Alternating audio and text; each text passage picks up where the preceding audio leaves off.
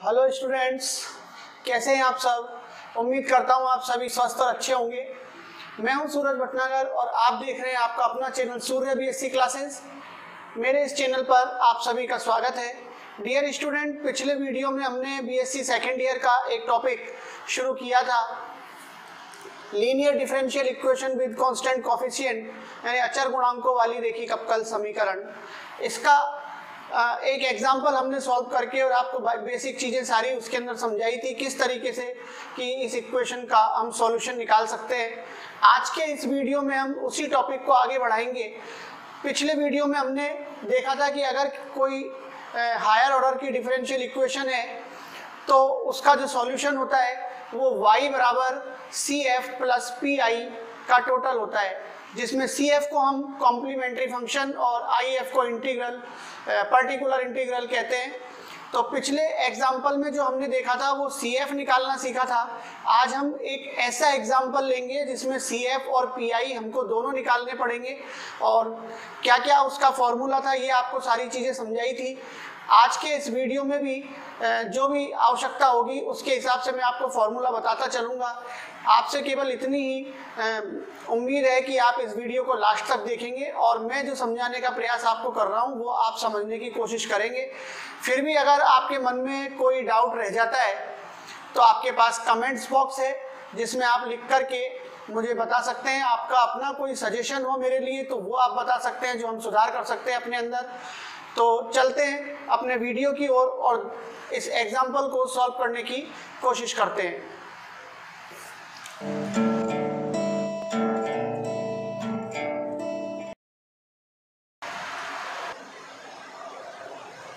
देखिए स्टूडेंट्स, ये एक एग्जाम्पल अपने सामने लिखा हुआ है, d plus 2 into D minus 1 की whole power 3 into Y equal to E की पावर x।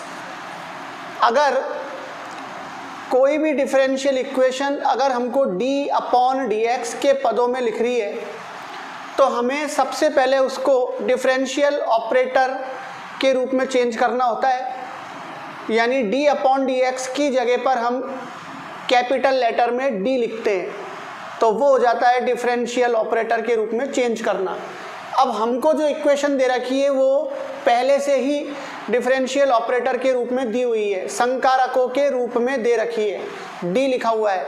अगर ये d अपॉन डी एक्स के पद होते तो हम इसमें उसकी जगह पर d पुट करके ये वाली इक्वेशन लाते। अब हमको क्वेश्चन में पहले से ही ये दी हुई है, इसलिए अब हमको इसको ऑपरेटर में चेंज करने की आवश्यकता नहीं है। अब हम यहाँ पर सीधे ही इसकी एक एक्सिलरी इक्वेशन को लेकर के इसे सॉल्व करेंगे, और एक्सिलरी इक्वेशन के अंदर क्या होता है, d इक्वल टू एम पुट किया जाता है और m के लिए उस इक्वेशन को सॉल्व करके m के रूट निकाले जाते हैं, जिसकी सहायता से हम CF का मान ज्ञात करते हैं। तो इसका हमें एक्सिलरी इक्वेशन की सहायता से m के रूट निकालने हैं।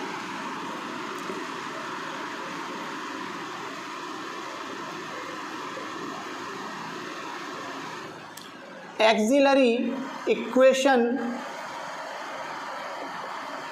इज, तो जो हमको इक्वेशन दे रखी है उसकी हमको एक्सिलरी इक्वेशन निकालनी है, यानी हमको इसकी सहायक समीकरण पता करनी है क्या है।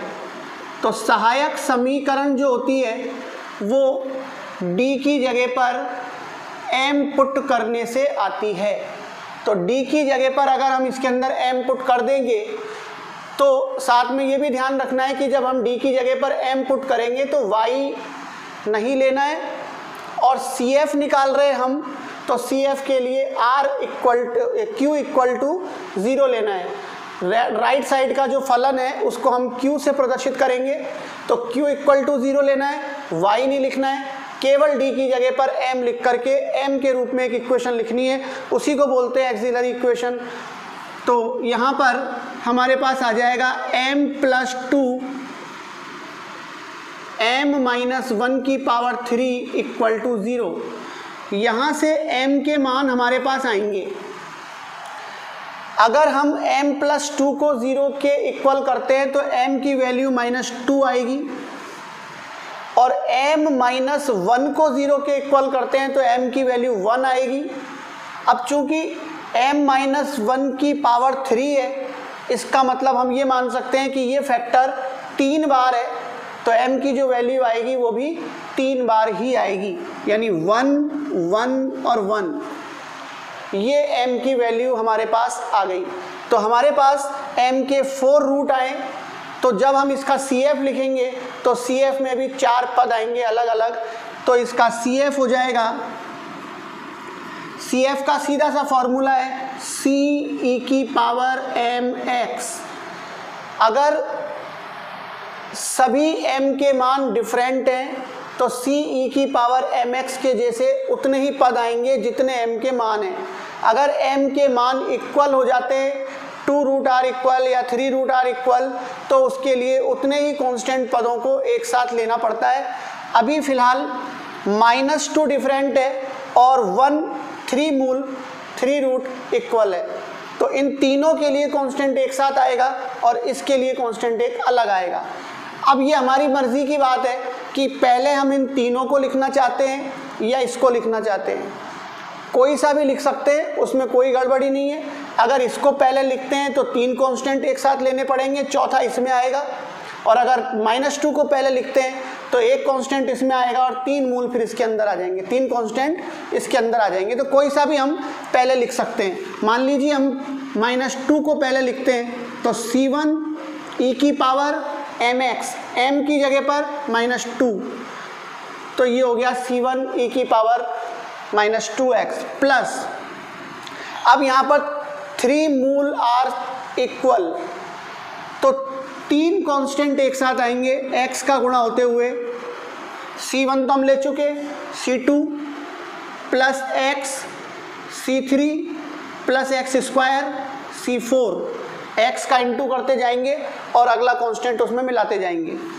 ये तीनों कांस्टेंट एक साथ आ गए और फॉर्मूला वही e की पावर mx, m की जगह पर 1 into x is equal to x। ये इसका CF हो गया।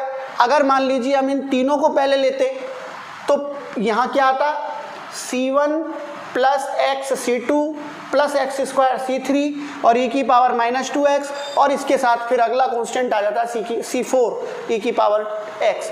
तो उससे कोई फर्क नहीं पड़ने वाला है, कोई सा भी कांस्टेंट हम ले सकते हैं और कोई से भी रूट को आगे पीछे हम लिख सकते हैं। तो इसको हम इक्वेशन नंबर 1 ले लेते हैं, ये CF हो गया। अब हमको PI निकालना है, तो PI का एक सीधा सा फॉर्मूला है 1/FD और इंटू Q। अब जब हम PI निकालेंगे तो राइट साइड में जो फलन है उसकी सहायता से PI निकलेगा। अब PI का जो फंक्शन है वो आप देखिए एक्सपोनेंशियल फंक्शन है e की पावर x के रूप में, तो e की पावर x के रूप में जो फॉर्मूला होता है PI निकालने के लिए वो यहाँ पर ये लिखा हुआ है,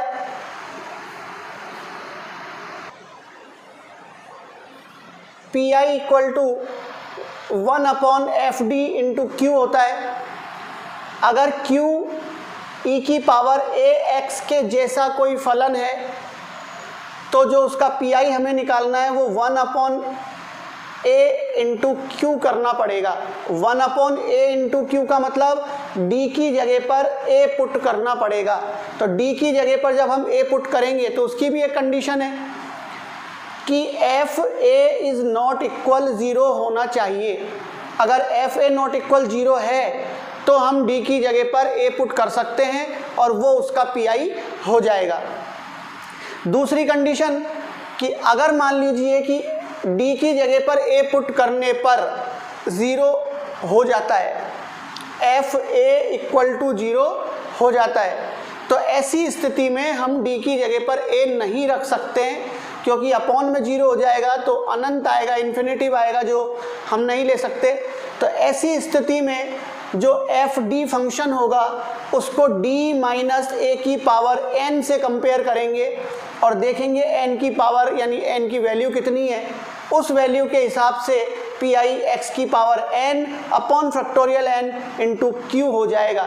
तो ये दो कंडीशन है एक्सपोनेंशियल फंक्शन की कि अगर नॉट इक्वल 0 रहता है जब तो हम d की जगह पर a रख सकते हैं, और अगर नॉट इक्वल 0 नहीं रहता है यानी कि 0 हो जाता है तो फिर d माइनस ए की पावर n से उसको कंपेयर करके हम मान निकाल सकते हैं pi का।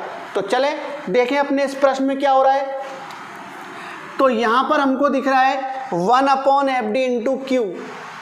एफ डी का मतलब कि जो हमको डिफरेंशियल ऑपरेटर के रूप में एक इक्वेशन दे रखी है उसको लिखनी है। तो हमारे पास वो इक्वेशन है d plus 2 into D minus 1 की पावर 3। ये d का फंक्शन है। ये इस d के फंक्शन को हमें fd की जगह लिखना है और q की जगह पर हमको e की पावर x को लिखना है। तो रखते हैं दोनों मान। 1/d प्लस 2 और d माइनस 1 की पावर 3 और e की पावर x। ये हमने 1/fd इंटू क्यू का फंक्शन ले लिया।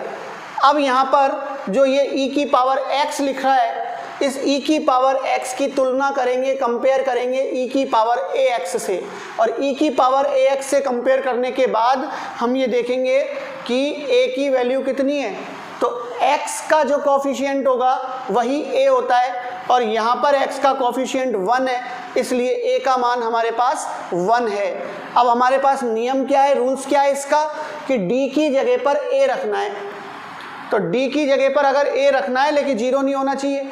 तो अब देखिए a इक्वल टू हमारे पास 1 है, तो यहाँ d की जगह पर 1 रखने पर अगर 0 नहीं होता है तो रख सकते हैं, और अगर 0 हो जाता है तो फिर ये सेकंड टर्म काम में आएगी।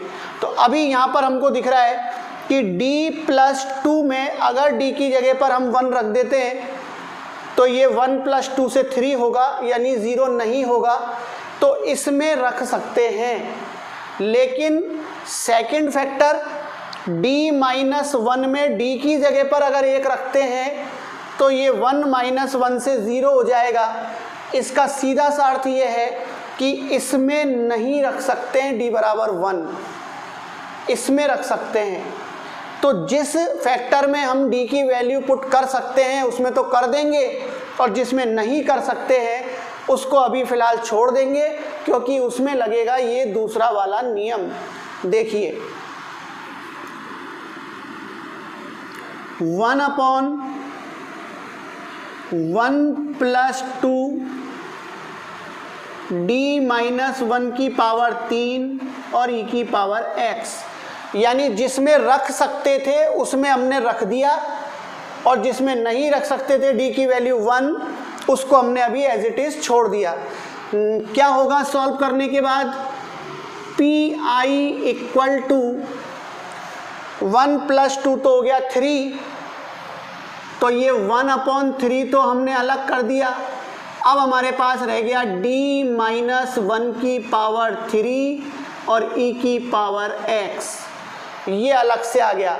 अब यहाँ पर हमको फॉर्मूला लगाना है ये वाला, कि जब d इक्वल टू a रखने पर अगर 0 हो जाता है तो हमको 1/d माइनस a की पावर n से उसको कंपेयर करना है और देखना है कि n की जगह पर क्या संख्या लिख रही है।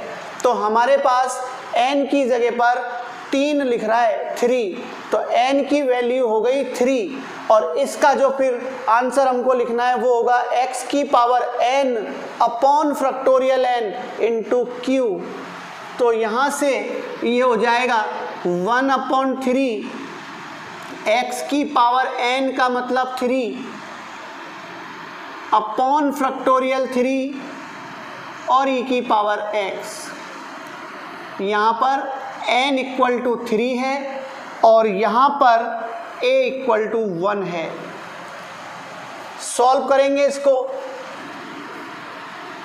x की पावर 3 e की power x upon 3 into factorial 3।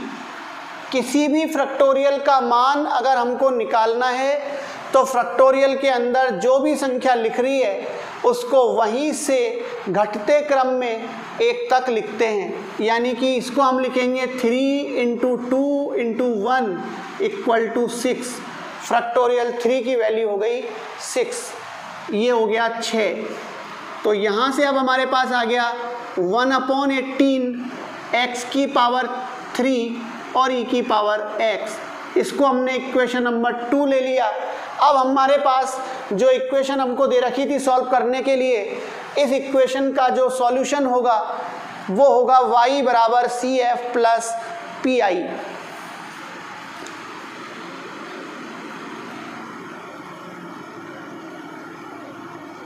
Complete solution of the given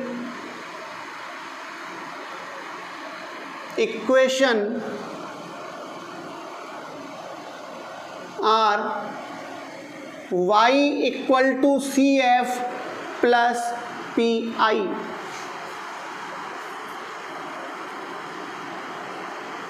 From the equation 1 and 2, समीकरण नंबर 1 और 2 से यहाँ पर हम वैल्यू पुट करेंगे तो y इक्वल टू हो जाएगा, CF की वैल्यू यहाँ से हमने लिखी हुई है C1 e की पावर माइनस का 2x plus C2 plus x C3 plus x square C4 और e की पावर x और प्लस PI इक्वेशन नंबर 2 से 1/18 x की पावर 3 और e की पावर x। ये कंप्लीट सॉल्यूशन हो गया जो हमको इक्वेशन दे रखी थी उसका। तो बिल्कुल आसान है ये। दी गई इक्वेशन को सबसे पहले एक्सिलरी इक्वेशन में चेंज करके m के लिए उसको सॉल्व करेंगे। m के जब भी मान आ जाएंगे तो हमको CF की वैल्यू निकाल लेनी है। CF की वैल्यू निकालने का फॉर्मूला बिल्कुल आसान है, C e की पावर mx। m के जितने भी मान आएंगे उनके हिसाब से CF का मान निकल जाएगा उतने ही पदों में। PI निकालना है तो 1/FD इंटू Q कर देंगे। Q को देखा जाएगा कि वो किस टाइप का फंक्शन हमको दिया हुआ है, जिस भी प्रकार का फलन होगा उसी प्रकार का उसका सॉल्यूशन है। अभी इस एग्जांपल में हमारे पास q equal to exponential function है e की पावर x का, तो e की पावर x के लिए जब हम इसको सॉल्व करेंगे तो e की पावर x का सीधा सा नियम है कि d की जगह पर हमको a रख देना है और d की जगह पर जब a रखेंगे तो साथ में ये भी देखना है कि 0 नहीं होना चाहिए अपॉन का पद। अगर 0 हो जाता है तो नहीं रख सकते और अगर 0 नहीं होता है तो d की जगह पर a पुट करके उसका PI हम निकाल सकते हैं। किसी किसी क्वेश्चन में ऐसे भी हो सकता है कि दोनों ही कंडीशन लग रही हो कि किसी फैक्टर में तो रख सकते हैं और किसी फैक्टर में नहीं रख सकते। तो बिल्कुल सिंपल है, जिस फैक्टर में रख सकते हैं उसमें रख दो और जिसमें नहीं रख सकते हैं उसमें दूसरा फॉर्मूला लगाओ। जैसा हमने इसमें किया है कि d+2 में d की जगह पर 1 रख दिया, तो पहले फैक्टर में तो रख सकते थे इसलिए रख दिया, सेकंड में नहीं रख सकते इसलिए उसको अब हम अलग से एक एग्जांपल अपने पास जो फॉर्मूला है उसके द्वारा हल कर रहे हैं। तो 1/3 और d-a से हमने यहाँ पर ये फॉर्मूला लिखा हुआ है, इसकी सहायता से इसको सॉल्व किया। तो जो कंप्लीट सॉल्यूशन होगा गिवन इक्वेशन का वो y बराबर CF प्लस PI होगा। तो जो इक्वेशन नंबर 1 और 2 हमने मान रखी है उनको CF और PI की वैल्यू यहाँ पर पुट करके जो भी आंसर आएगा वो दी गई इक्वेशन का जो होगा कंप्लीट सॉल्यूशन। तो उम्मीद करता हूँ ये प्रश्न सबको समझ में आया होगा। तो इसको अपने से करके भी देखिए आप लोग, सबको समझ में आ जाएगा। और कोई डाउट हो तो आप कमेंट बॉक्स में लिख करके मुझे बता सकते हैं, तो मैं फिर से कोशिश करूँगा आपको दोबारा से समझाने की। और अगर आप इस चैनल पर नए हैं तो प्लीज़ इसे सब्सक्राइब कीजिए और ज़्यादा से ज़्यादा अपने फ्रेंड सर्किल में शेयर कीजिए ताकि और भी इसका लाभ ले सकें।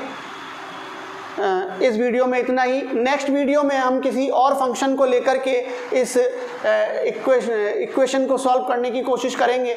अभी हमने एक्सपोनेंशियल फंक्शन लिया है, आगे जाकर के हम ट्रिग्नोमेट्रिकल या हाइपरबोलिक फंक्शन को लेकर के भी किसी इक्वेशन को सॉल्व करने के लिए देखेंगे। इस वीडियो में इतना ही। चलिए मिलते हैं नेक्स्ट वीडियो पर।